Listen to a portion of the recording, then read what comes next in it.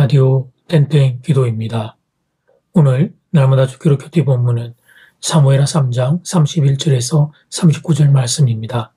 사무엘하 3장 31절에서 39절 말씀의 제목은 다윗의 눈물. 다윗을 방문했던 아브넬이 시체로 발견되었습니다. 북이스라엘 진영에서는 난리가 났습니다. 요압이 엄밀하게 아브넬 죽인 것을 모르는 백성들로서는 다윗의 지시라 오해하기 딱 좋은 상황이었습니다. 다윗이 그토록 노력하던 남유다와 북이스라엘의 평화적인 연합이 깨어질 위기에 처하게 된 것이었습니다. 다윗이 아브넬을 선대했던 것은 이스라엘 국가 전체를 생각하는 마음 때문이었습니다. 북이스라엘과 싸워서 그들의 피를 흘린다는 것은 다윗에게는 아픔이었기 때문입니다. 지금이야 남유다, 북이스라엘로 나뉘어 있지만 사실 북이스라엘 백성들도 다윗에게는 한 민족, 한 백성이었기 때문입니다. 그래서 다윗은 할 수만 있으면 피를 흘리지 않으려 했습니다. 강제적으로 군사적으로 전쟁을 통해 북이스라엘을 얻는 것이 아니라 평화적으로 통일을 이루고 싶었습니다. 그래서 다윗이 헤브론에서 유다의 왕이 된 이후에도 긴 시간을 기다렸던 것입니다. 나의 시간표가 아니라 하나님의 시간표를 기다렸던 것입니다. 그런 연장선상에서 아브넬과의 평화협정도 시도합니다. 근데 요압이 그런 다윗의 계획에 찬물을 끼얹고 말았습니다. 자신의 개인적인 원한 때문에 요압이 보복을 한 것이었습니다. 다윗에게로 기울던 민심이 급히 이반 현상을 보이는 그런 위기가 찾아왔습니다. 다윗에게도 위기요, 이스라엘 국가 전체적으로도 위기였습니다. 다시 원한의 망령이 살아나 남유다와 북이스라엘이 갈라질 위기의 순간이었습니다. 이때 다윗은 마음을 기울여 아브넬의 죽음을 슬퍼합니다. 31절 보면 다윗이 모든 백성에게 명령합니다. 옷을 찢고 굵은 배를 띠고 아브넬 앞에서 애도하게 합니다. 자신은 상렬을 따라가 아브넬의 무덤 앞에서 크게 웁니다. 유다의 왕이 아브넬의 무덤 앞에서 운 것입니다. 그리고 예가를 지어 부릅니다. 석양에 백성이 나와 다윗에게 음식을 권하지만 다윗은 해가 지기 전에 음식을 먹지 않겠노라고 외칩니다. 만약 그렇게 할 경우에는 하나님의 자신에게 벌을 내리셔도 다 받겠다고 말합니다. 일련의 과정을 보면서 백성들이 다윗의 진심을 알게 됩니다. 다윗이 아브넬 죽인 것이 아님을 알게 됩니다.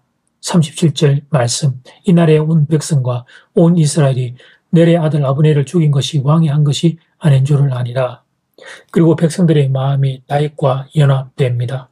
왕이 무슨 일을 하든지 백성들이 기뻐하게 됩니다. 다윗은 위기를 오히려 기회로 바꿔낸 것이었습니다. 사랑하는 여러분, 다윗이 모든 것을 계산하고 한 행동이었을까요? 일종의 정치적인 쇼였을까요? 내가 이렇게 하면 백성들의 나의 행동이 좋을 것이다, 이런 계산하에 한 행동일까요? 아닙니다. 그런 것이 아닙니다. 만약 다윗이 그런 마음이었다면 그 속셈은 백성들에게 들키고 말았을 것입니다. 다윗의 눈물은 진심이었습니다. 아브넬의 죽음 앞에 다윗이 보인 행동은 진심이었습니다. 그렇다면 다윗은 왜 아브넬의 죽음 앞에 이렇게 동했던 걸까요? 다윗은 이 순간 나라와 민족을 생각했던 것입니다. 남유다와 북이스라엘의 통일을 위해서 아브넬이 중요한 인물이었습니다. 통일을 위해서도 그렇고 통일 이후에도 아브넬은 이스라엘이라는 나라를 위해 중요한 인물이었어요. 그래서 다윗이 이렇게 비통해했던 것입니다. 개인적으로 생각하자면 아브넬은 다윗의 반대편 군대의 장군이었습니다. 그러므로 아브넬의 죽음은 다윗의 군대에 이익이 되는 일이었습니다. 그런데 다윗은 단지 유다 지파만 생각하지 않았습니다. 북이스라엘을 포함한 나라 전체를 생각합니다. 그 생각 때문에 다윗은 그렇게 슬퍼했던 것입니다. 다윗의 이 마음은 사실 하나님의 마음이라 볼 수 있습니다. 이스라엘 민족이 남과 북으로 나뉘어져 싸우지 않고 하나로 통일되길 원하는 하나님의 마음이라고 볼 수 있습니다. 그런데 다윗이 하나님의 마음을 알았던 것입니다. 그리고 그 마음 때문에 다윗은 오늘 본문에서 이렇게 슬퍼하고 있는 것입니다. 그런데 그때 그 순간 다윗에게는 사랑하는 여러분, 현실적인 고민도 자리에 있습니다. 아브넬의 죽음 때문에 평화 협상이 깨어지게 된 시점에 자신이 아브넬 죽음의 원흉으로 고입받고 있었습니다. 그러니까 사람들을 불러서 내가 아브넬을 죽인 것이 아니라고 변명하고 싶은 인간적인 어떤 방법을 사용하고 싶은 충동이 있었습니다. 이런저런 인간적인 방법들을 좀 사용해서 자기의 오해를 붓고 싶은 충동을 느끼고 있었습니다. 그런데 그 순간 다윗은 그런 인간적인 방법을 사용하는 대신 하나님이 주신 마음에 집중합니다. 아브넬의 죽음에 대하여 슬퍼합니다. 하나님이 슬퍼한 마음 그대로 다윗도 슬퍼합니다. 그것은 이후에 어떤 결과를 불러올지 계산하지 않았어요. 다만 하나님의 마음을 따라 그도 그의 마음을 투했을 뿐이에요.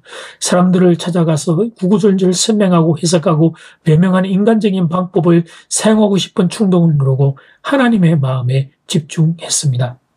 그런데 그렇게 했더니 오히려 다윗의 진심이 백성에게 전달이 되었습니다. 자신이 직접 설명하고 변명하는 인간적인 방법을 사용하는 것보다 더 좋은 결과를 낳게 되었어요. 이것이 바로 하나님의 마음을 따라설 때 우리가 얻게 되는 축복입니다. 하나님의 마음을 따라서면 때론 어리석어 보입니다. 때론 손해보는 것처럼 보입니다.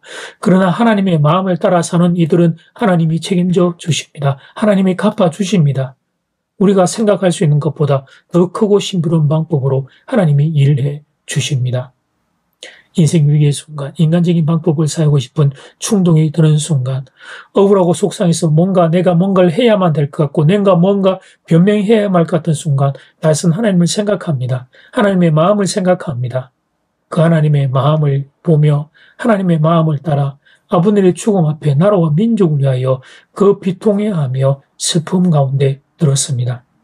그런데 그 걸음이 오히려 역전의 순간을 만들어내게 됩니다. 위기가 기회로 바뀌는 놀라운 역전이 일어나게 된 것입니다. 이제 첫 번째 기도 시간입니다. 받은 말씀과 개인 기도 제목을 가지고 함께 기도하는 시간입니다. 이 시간 다 함께 마음을 모아 주님 앞으로 나아가겠습니다.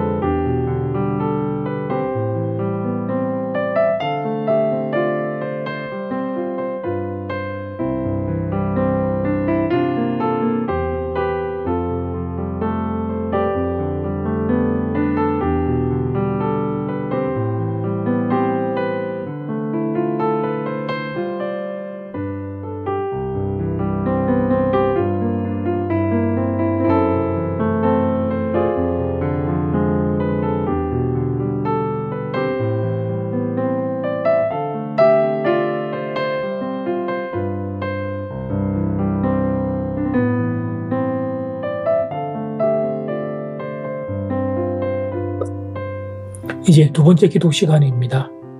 다윗은 오해와 또 누명을 쓰기 좋은 순간에 변명하고 인간적인 방법을 사용하고 싶은 충동을 멈추고 하나님의 마음을 생각합니다.